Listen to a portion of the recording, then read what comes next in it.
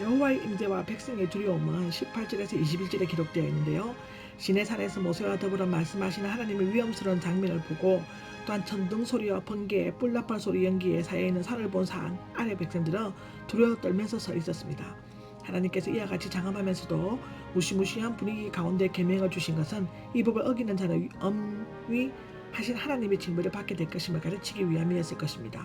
백성들은 두려워한 나머지 모세에게 하나님께서 말씀하지 않게 해주시고 모세가 말하는 것을 듣겠다고 즉 자신들의 중보자가 되어줄 것을 간청하였습니다. 이에 모세는 하나님께서 시험하시고 여호와를 경외하여 죄를 짓지 못하도록 하기 위함이라고 설명하였습니다. 이와 같이 여호와께서 위험 가운데 오신 것을 보고 이스라엘 백성들은 하나님의 존재를 인식하고 그를 경외해야 했음에도 불구하고 그들은 곧 정반대의 길에 들어서고 말았습니다. 32장에 그 얘기가 나옵니다. 이것은 이후 이스라엘 역사에서 계속 반복되는 비극적인 주제가 되었습니다. 우상 배격과 제단에 관한 규례가 있는데요. 22절에서 26절을 보면 십계명이 이스라엘 백성이 마땅히 지켜야 할 생활 규범을 요약한 헌법이라고 한다면 본문 이하에 나오는 율법들은 그 아래에 있는 하위 규례라고 말할 수 있습니다. 이 규례들은 백성들의 삶의 구체적인 부분들을 다루고 있는데 십계명이 인간에 대한 관계보다 하나님과의 관계를 먼저 다룬 것처럼 이 부분은 예배와 종교적 규례적 우상 타파의 제와 제물을 드리는 제단에 관해서 언급하고 있습니다. 나 위에 다른 신들을 만들어서는 안 된다고 23절에 나와 있는데 첫째와 둘째 계명의 내용이 다시 반복되어 있는 것은 당시 크게 성행되어 있었던 우상 숭배에 이스라엘 백성이 쉽게 빠져들 위험이 있었기 때문입니다. 얼마 후 그들은 금송아지 우상을 만들어 숭배를 했죠. 32장에 나옵니다. 하나님의 영이시고 거룩한 존재이므로 눈에 보이는 형상을 만들어서는 안 됩니다. 제단을 만드는 것에 대해 세 가지를 지시하고 있습니다. 첫째는 나를 위하여 흙으로 제단을 만들라. 둘째는 다듬은 돌을 써서는 안 된다. 그리고 세 번째는 제단을 밟고 올라가서도 안 된다고 나와 있습니다. 첫째, 나를 위하여 흙으로 제단을 만들라. 24절에 나와 있는데요. 어디서든지 쉽게 구할 수 있는 값싼 흙으로 제단을 쌓으라고 한 것은 하나님께서는 아름답고 웅장한 제단을 원치 않으신다는 것을 보여줍니다.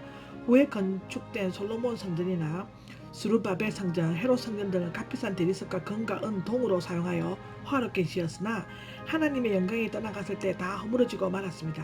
또한 이것은 당시 이방 종교들이 금과 은으로 우상을 정성스럽고 아름답게 꾸미는 것처럼 외형적 모습에 지나친 관심을 두지 말라는 뜻으로 이해될 수가 있습니다. 다듬을 돌을 써서는 안 된다. 이것은 역시 예배보다는 외적인 모양에 더 마음을 쓰지 말라는 뜻입니다. 시간과 노력을 기울여 인위적으로 날카로운 도구를 사용하여 제단을 꾸미려는 것은 그 자체의 우상적인 요소가 들어있으므로 하나님의 거룩성을 훼손하는 일이 될 수 있습니다. 하나님께서는 자연 그대로 상처받은 죄인의 모습 그대로를 기뻐하십니다. 오늘날 교회를 크고 아름답고 웅장하게 지르는 교계 지도자들이 반드시 명심해야 할 말입니다. 제단을 밟고 올라가서는 안 된다. 26절에 나와 있는데요.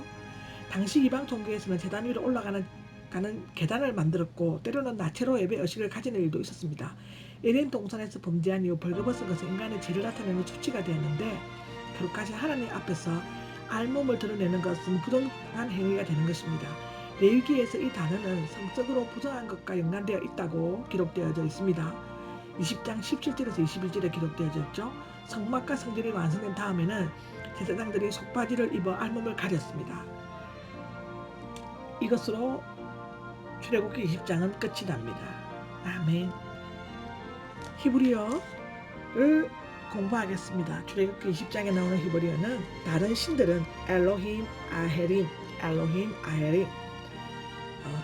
다른은 아헤림, 신들은 엘로힘이라는 뜻으로 그 세상에 잡다한 신들을 말하고 있고요. 5절에 나오는 질투하는은 칸나, 원뜻은 두려워하다, 열심을 내다, 사랑의 열변을 앓는 자로서의 거룩한 열심과 안타까움과 분노를 함축하고 있습니다.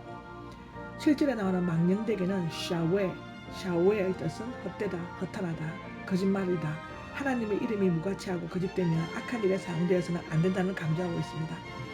8절은 기억하여, 자카르, 단순히 잊지 않는 정도가 아니라 늘 마음에 두고 생각하라는 뜻입니다. 자카르입니다.